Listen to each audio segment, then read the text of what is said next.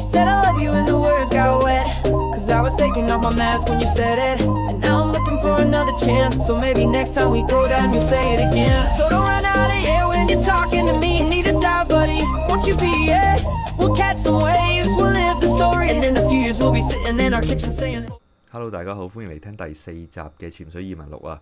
咁我相信大家都已經努力地追過今年嘅南水㗎啦。今年嘅中秋節係準時嚟到啊，嘅南水。咁但係天氣亦都唔係非常理想啦。咁我希望大家都已經把握咗機會潛咗一轉南水啦。呢一集呢，我想同大家回顧翻過去3年啦，中秋節出去潛水係咪真係有嗰個清水呢？究竟係咪個都市傳聞呢？咁我哋會由2022年開始去分析啦。開始回顧之前呢，都想講翻有啲朋友呢 request 想喺 YouTube 度聽呢個節目。咁我係有呢個計劃嘅，但係就未開始，可能去到10零20集，我先會開始陸續再將成個節目擺埋去 YouTube， 咁大家會多個平台收聽。好，我哋先回顧2022年先。咁個背景係咩呢？背景就係疫情嘅最後一年啦。咁所有香港潛水嘅朋友呢，都唔係好出去玩㗎啦，都焗住喺香港玩㗎啦。當年中秋節正日就係9月10號星期六，咁好正常地我都會有出海嘅活動啦。咁當日我記得呢係都幾清水嘅，亦都係非常平靜嘅，冇乜風嘅。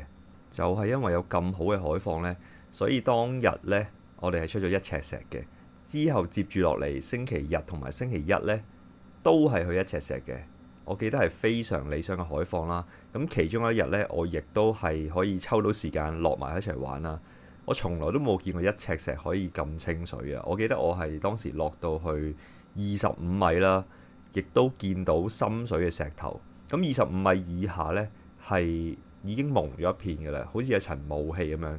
咁但係25米以上呢，其實個能見當時呢係有成15米左右嘅。潛完星期一之後呢，我再睇埋預報啦，發現呢之後幾日嘅風力呢非常細。我記憶中啊，大概應該係1-2級風，微風嘅級數嚟嘅。咁啊，當時我心諗呢次掂啦，我要去七星牌啦，就 plan 咗星期二呢即刻吹雞，想有啲抽到時間唔使返工嘅朋友呢，一齊出去七星牌。幾經辛苦，星期一當晚呢，就召集咗幾個可以一齊出去玩嘅朋友。咁我記得當日我嘅船係有7至8個 diver 啦，連埋我自己啦。咁我自己都想落水玩嘛。去到七星牌呢，正如之前預計一樣，係波平如鏡啦，非常好嘅海況。喺水面呢，基本上已經見到七星牌嘅牌頂啦。佢個牌頂呢，最淺水嘅地方大概係8至10米左右啦。咁但係其實好細嘅成個牌。咁但係我哋望落去呢，其實唔止淨係望到個牌頂嘅，係連個牌周圍深水嘅地方呢，去到成20米以下呢，我哋都望到㗎。咁當日啦，當然唔止我一隻潛水嘅船啦，仲有其他潛水嘅快艇喺現場嘅。我哋睇住佢哋落水，跟住條撈繩嗰個深度係完全清晰可見嘅。咁我喺香港潛咗水都即係超過10幾年啦，從來都冇見過咁樣嘅海況。可能係我哋見識少啦。咁啊，當日就非常興奮啦，所有人即刻上 gear 跳落水啦。咁我自己亦都係一馬當先跳埋落水一齊玩嘅。咁有船長喺船度幫我睇船呢，我就放心好多啦。咁我哋落到去呢，哇！嗰個能見度呢，係可以講25至30米，成個牌頂嘅石頭睇晒啦。個牌周圍嗰啲窩啊、急斜啊、軟珊瑚係睇晒嘅。咁我向住個牌嘅大概北邊呢游咗2下呢，哇！不得了，見到嗰群超大群嘅 Barracuda 海浪。咁啊，當然唔係國外嗰啲好大碌嗰啲啦，咁但係條條咧都有大概半米嘅長度嘅。數量嚟講咧，我目測咧最少都有500條噶啦，甚至有上千條添。咁大家如果有興趣想睇翻段片咧，可以去翻我 Instagram 啦，抄翻啦，或者咧今次出完呢集之後咧，我會再 upload 一次上去 Threads 嗰邊嘅。咁因為我之前嗰段片啲色咧其實有啲偏暗，所以我亦都會重新 upload 一次，勾翻起大家呢個回憶。除咗睇 Barracuda 之外咧，我哋跟住個牌一路游落去咧，其實都係非常壯觀嘅。好多即係深水嘅石啦，或者係一啲平台位置啦，係生滿晒 soft coral 啦，即係除咗有最常見嘅炮仗啦，或者係一啲橙色嘅 soft coral 之外呢，佢仲有好多 sea fan 啦，有好多柳珊瑚啦。咁其實一路係伸延到去25米以下嘅。當係咁清水嘅情況呢，其實我哋一路可以玩到去28、29米呢，你都唔會覺得濁嘅，而且水係非常溫暖啦。咁但係當然啦，你落到去深水最深水28、9米、30米嗰啲位置呢，其實已經開始一陣蒙蒙地㗎啦。我喺呢一潛呢，就輕裝上陣嘅，就係攞住部 GoPro，但係已經係完全夠玩啦，唔需要任何外置嘅 video light。只係需要自然光咧，已經夠影啦。咁當日我哋去潛完之後呢，咁所有朋友都影得好開心啦。無論係影相啊、拍片啊，見到呢個500年一遇嘅情況呢，咁我亦都好快手地呢，即刻當日翻去呢，揾朋友幫手剪起咗段片，咁啊 post 咗上 Facebook 啦、Instagram 啦，咁啊引嚟呢個巨大嘅轟動啊！當年呢，我就戲稱呢個係7星牌之亂啦。咁自此大家都非常之開心地成日回憶翻呢個名。除咗我自己段片呢，朋友嘅一啲作品呢，亦都上咗某啲報導啊。因為其實你可以咁清晰見到7星牌嘅全貌呢，我諗啊，10年入邊我唔知有冇一兩次，可能係我哋孤陋寡聞出得海少，可能打魚嘅朋友佢哋成日出海，佢哋會見多呢啲情況。無論如何啦，咁我哋今次把握到呢個最完美海放嘅時機呢，影到7星牌全貌呢，之後就引嚟呢所有潛水嘅朋友呢都蜂擁而出，要去7星牌影相啦。接住落嚟嘅幾日呢，其實都係 keep 住水清嘅。雖然冇我嗰日星期二可以見到25米以上嘅能見度玻璃水，但係呢，其實之後呢都有15至20。但係可惜嘅係呢個咁清澈嘅玻璃水呢，隨住每一日呢就慢慢驟降落去。可能星期三我哋仲有20米能見，去到星期四可能得翻15米，去到星期五我哋得翻10米左右。呢個情況呢，最後我哋係玩到9月19號啊，亦即係再下一個星期一。當時嘅清水呢，剩翻大概都係5至8米嘅能見啦，而且深水嗰一層濁嘅 layer 呢，可能已經上到去12至15米啦，亦都好難再落翻去深水玩。呢一度加插一個朋友投稿嘅故事啦，咁佢嘅投稿名呢，就叫做大家都知係邊個。咁佢就話呢，突然間醒翻起要投稿。想當年你一條片搞彎晒成個香港潛水界，引起7星牌之亂，令到啲人日以繼夜、夜以繼日咁潛水，嚴重程度呢係喺我架船嗰度過夜嘅。咁佢想講翻過夜嘅感想啦，其實幾好瞓。我係一覺瞓天光，同露營一樣 feel， 同埋好神奇係全晚都冇俾蚊咬。我呢度補充翻少少故事背景啦。咁呢位朋友呢，佢應該喺第二度日潛完，夜晚呢趕過嚟我船呢，就 join 我哋去玩黑水。咁玩完黑水呢，第二朝嘅日潛呢，佢亦都有 join 嘅。咁你知啦，我哋玩黑水呢，其實係玩到成點幾2點鐘噶嘛。咁呢位朋友亦都住得好遠啦。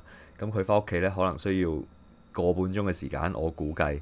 咁如果我哋玩到2點鐘，佢翻屋企個半鐘，仲要即係搞呢搞路瞓覺。但係第二日呢，我哋又要去9點出船嘅話呢，其實呢，佢係唔翻去好過嘅。咁最後我哋評估過啦，最好都係勸佢你留喺船度過夜啦，咁就唔使煩啦。總結2022年嘅中秋呢，其實係非常好嘅。由中秋正日呢，一路清水清到去10日之後呢，都係 OK 可以接受嘅。